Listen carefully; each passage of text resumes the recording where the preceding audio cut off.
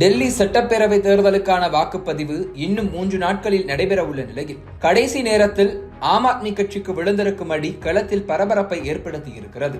70 சட்டப்பேரவை இடங்களை கொண்ட டெல்லியில் 2020ஆம் ஆண்டு நடந்த தேர்தலின் போது ஆம் ஆத்மி கட்சியைச் சேர்ந்த 62 வேட்பாளர்கள் வெற்றி பெற்று கெஜ்ரிவாலை முதலமைச்சராக தேர்வு செய்தனர்.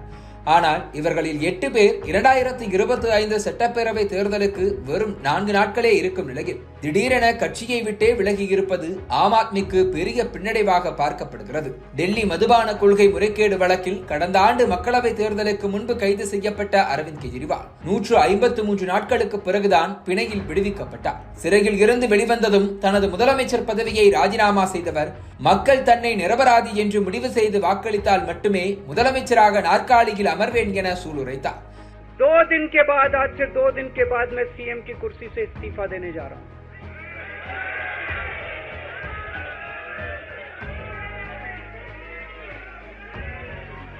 और मैं तब तक सीएम की कुर्सी पे नहीं बैठूंगा जब तक जनता अपना फैसला ना सुना देगा. இதனால் ஆம் ஆத்மியின் வெற்றியை மேலும் இலகுவாக்க பல்வேறு அதிரடி நடவடிக்கைகளில் இறங்கினார். செப்டம்பர் மாதம் சிறையில் இருந்து வெளிவந்தவர் தேர்தலுக்கு 3 மாதங்களுக்கு முன்னரே நவம்பர் மாதமே வேட்பாளர் பட்டியலை வெளியிட தொடங்கிவிட்டார்.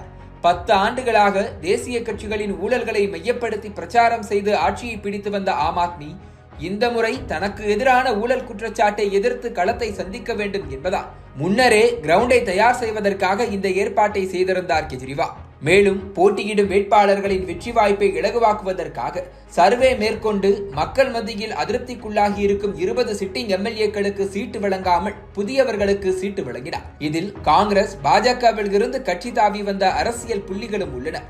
இதனால் அதிருப்தி அடைந்த எம்எல்ஏக்களில் 8 பேர் இத்தனை நாட்களாக பொறுமையாக இருந்துவிட்டு வாக்குப்பதிவு நடப்பதற்கு 4 நாட்களுக்கு முன்னர் கட்சியை விட்டே விலகி எதிர்பாராத திசையில் இருந்து கெஜ்ரிவாலுக்கு நெருக்கடி கொடுத்திருக்கின்றனர்.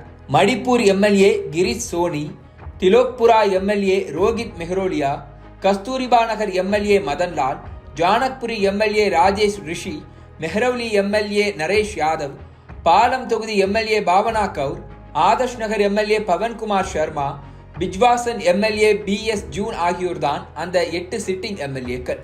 கெஜ்ரிவால் முதலமைச்சர்களுக்கான இல்லத்தை புனரமைத்ததை சுட்டிக்காட்டி தனக்காக கண்ணாடி மாளிகை கட்டிக்கொண்டதாக பிரதமர் மோடி வைத்த அதே குற்றச்சாட்டை முன்வைத்துத்தான் மணிப்பூர் எம்எல்ஏ கிரீஷ் சோனி கட்சியை விட்டு விலகி இருக்கிறார். ரோஹித் மெஹ்ரோலியா கடந்த 5 ஆண்டுகளாக பதவியை அனுபவித்துவிட்டு தேர்தலுக்கு 1 வாரம் கூட இல்லாத நிலையில் ஆம் ஆத்மி அரசு தலித்கள் மற்றும் வால்மீகி சமூகத்திற்கு கொடுத்த வாக்குறுதிகளை நிறைவேற்றவில்லை என விமர்சித்துவிட்டு விலகி இருக்கிறார். மதன்லால் மற்றும் பாவனா கவுர் ஆகியோர் 2 பேரும் கட்சி மீதும் அரவிந்த் கெஜ்ரிவால் மீதும் நம்பிக்கை இழந்து விட்டதாக கூறியிருக்கின்றனர்.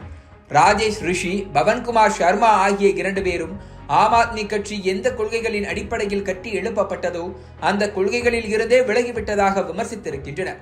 BS ஜூன் ஆம் ஆத்மி கட்சியில் உட்கட்சி ஜனநாயகம் இல்லை என குற்றம் சாட்டியிருக்கிறார். இஸ்லாமியர்களின் புனித வேதமான குரானை அவமதித்து விட்டதாக 2 ஆண்டுகள் சிறை தண்டனை விதிக்கப்பட்ட நரேஷ் யாதவ் ஆம் ஆத்மி கட்சி ஊழலில் மூழ்கிவிட்டதாக குற்றம் சாட்டியிருக்கிறார். இப்படி 8 எம்எல்ஏக்களும் ஒரே நேரத்தில் கட்சியை விட்டு விலகி இருப்பது நடக்கவிருக்கும் தேர்தலில் ஆம் ஆத்மி கட்சிக்கு என்ன மாதிரியான பின்னடைவை ஏற்படுத்த போகிறது, எதிர்க்கட்சியாக களமிறங்கியிருக்கும் பாஜக மற்றும் காங்கிரசுக்கு என்ன மாதிரியான அட்வான்டேஜை கொடுக்க போகிறது என்பதுதான் அரசியல் விமர்சகர்களின் தற்போதைய எதிர்பார்ப்பாக இருக்கிறது.